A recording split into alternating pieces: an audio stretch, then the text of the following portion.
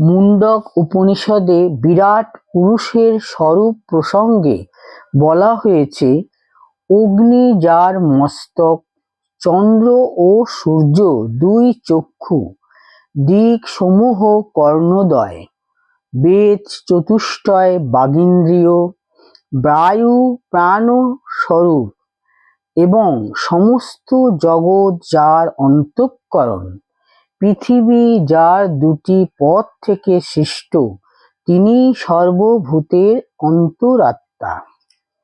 এইসব মন্ত্র যখন আমরা পড়ি তখন আমাদের মাথা ঘুরে যায়। সেই বিরাট রূপের একটি চোখ, চাঁদ আর একটি সূর্য, তাকে কি করে ভালোবাসবো? এমন রূপ তো কল্পনা করতেও আমাদের ভয় লাগে।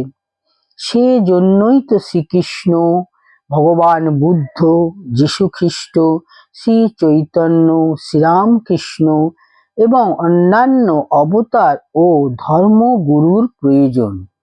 যখন ঈশ্বর মানুষ রূপে আমাদের কাছে আসেন, আমরা তাকে কিছুটা ধরতে পারি, তার সঙ্গে প্রাণের আবেগ, অনুরাগ দিয়ে একটা সম্পর্ক পাতাতে পারি। ভগবান রূপ ঢেকে এলে তাকে চেনা কঠিন। এবার তাই শ্রীরামকৃষ্ণরূপী ভগবান জন্ম নিলেন গরিবের ঘরে, লেখাপড়া শিখলেন না, ঐশ্বর্যের লেশ নেই, কিন্তু তাকেও নিজেকে লুকোবার সুবিধা হলো না। দক্ষিণেশ্বরে চালকলা বাঁধা পুরুতের বৃত্তি নিলেন, তাও সুবিধে হলো না। আগুনকে কি ধামাচাপা দিয়ে রাখা যায়? মথুরবাবু গ্রাম থেকে আসা যুবকটিকে যাচাই করতে গেলেন। প্রথমে প্রচুর অর্থ দিয়ে চেষ্টা করলেন। তখন মথুরকেই লাঠি নিয়ে তিনি তাড়া করে বললেন, শালা, তুই আমায় বিষয়ী করতে চাস? মথুর সুন্দরী রমণী এনেও তাকে প্রলোভিত করতে চাইলেন, সেখানেও ব্যর্থ হলেন। শেষে ভাবলেন, মানুষ আর কিছু না হোক, নাম যশের প্রলোভন ছাড়তে পারে না। শ্রীরামকৃষ্ণকে ঈশ্বর রূপে পূজা করে দেখলেন, কিন্তু তাতেও ধরা গেল না। বুঝলেন, লোকটার অহংকার নেই, কিছুতেই ধরা যাচ্ছে না। তখন প্রাণে প্রাণে অনুভব করলেন, ইনি মানুষের রূপে এলেও মানুষ মাত্র নন, এর ভিতরে বাইরে শুধু ভগবান। তখন বুদ্ধিমান বিষয়ী মথুর শ্রীরামকৃষ্ণকেই ইহ ও পরকালের একমাত্র আশ্রয় বলে চিনলেন। ছেলে মেয়ে, পরিবার পরিজন, অগাধ ঐশ্বর্য সব তুচ্ছ হয়ে গেল। অবতার নিজেই নিজেকে চেনেন। তাই শ্রীরামকৃষ্ণ মাস্টার মশাইকে বলেছিলেন, অচিনে গাছ শুনেছ? সে একরকম গাছ আছে, তাকে কেউ দেখে চিনতে পারে না। তিনি আরো বলতেন, দেখো, কর্মনাশা বলে একটি নদী আছে, সে নদীতে ডুব দেওয়া এক মহা বিপদ। কর্ম নাশ হয়ে যায়, সে ব্যক্তি আর কোনো কর্ম করতে পারে না। এই প্রসঙ্গে মনে পড়ছে, ঠাকুর বলতেন, আমি কর্মনাশা এবং ফরাশডাঙ্গা। আমি কর্মনাশা অর্থাৎ মানুষের কর্মক্ষয় করে তাকে মোক্ষের অধিকারী করে দিই।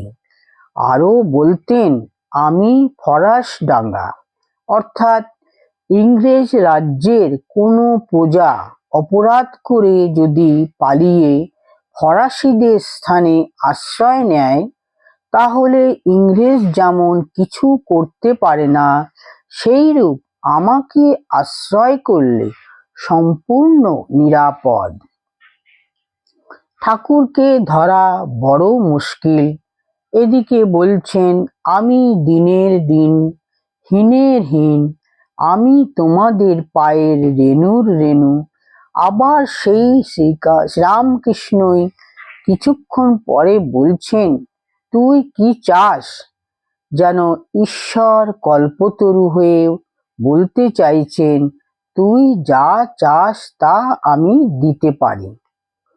যোগীনমার দিদিমা কেশবচন্দ্র সেনের পত্রিকায় পরমহংসদেবের সম্বন্ধে প্রবন্ধ পড়ে দক্ষিণেশ্বরে যান।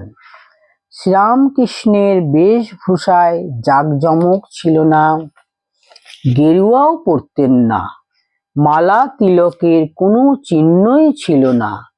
তাই বুড়ি দিদিমা না জেনে ঠাকুরকেই জিজ্ঞাসা করেন, হ্যাগা, এখানে কোথায় পরমহংস আছেন বলতে পারো? ঠাকুর উত্তরে বললেন, কি জানি বাপু, কেউ বলে পরমহংস, কেউ বলে ছোট ভট্টাচার্য, কেউ বলে গদাধর চাটুর্যে, কেউ বলে পাগলা বামুন। দেখো, জিজ্ঞেস পড়া করে কোথাও হবে। একদিন গিরিশ শ্রীরামকৃষ্ণকে জিজ্ঞাসা করেন, মহাশয়, আপনি কে? প্রত্যুত্তরে ঠাকুর বললেন, আমায় কেউ বলে আমি রামপ্রসাদ, কেউ বলে রাজা রামকৃষ্ণ। আমি এখানেই থাকি, তাই মনে হয় শ্রীরামকৃষ্ণ নামধারী ব্যক্তিটিকে বোঝা বড় মুশকিল। বেদান্ত চর্চাকারী হরিনাথকে ঠাকুর বলেছিলেন, ওরে কুশীলব, করিস কি গৌরব, ধরা না দিলে কি পারিস ধরিতে? বাস্তবিক তিনি ধরা না দিলে তাকে ধরার ক্ষমতা কারও নেই।